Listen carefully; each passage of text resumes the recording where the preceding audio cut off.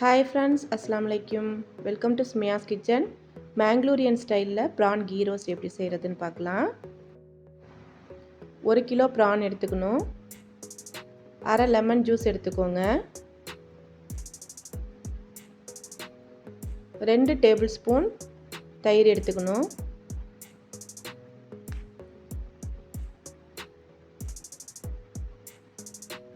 அரை டீஸ்பூன் மிளகாய் தூள்,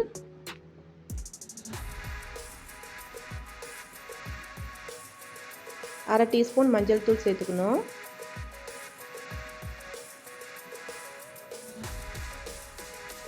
உப்பு தேவையான அளவு சேர்த்துக்கோங்க.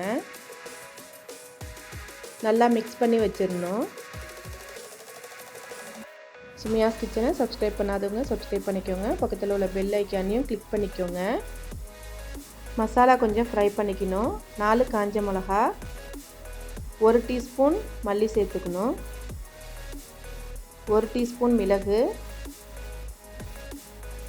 1/4 டீஸ்பூன் வெந்தயம், 1/4 டீஸ்பூன் கடுகு, அரை டீஸ்பூன் ஜீரகம் சேர்த்துக்கணும். வாசனை வர வரைக்கும் ஃப்ரை பண்ணிக்கணும். 5 பல்லு பூண்டு, கொஞ்சமாக புளி சேர்த்துக்கோங்க. ஃப்ரை பண்ண மசாலாவை மிக்ஸி ஜாரில் சேர்த்து நல்லா ஆற வச்சு அரைச்சிடணும். பேனில் 2 டேபிள் ஸ்பூன் நெய் சேர்த்துக்கணும். மேரினேட் பண்ணி வச்சுருந்த பிரானை சேர்த்துக்கோங்க. நெய்லியே கொஞ்சம் நேரம் ஃப்ரை பண்ணணும். பேனில் பத்தில் கடாயில் மாற்றிட்டேன்.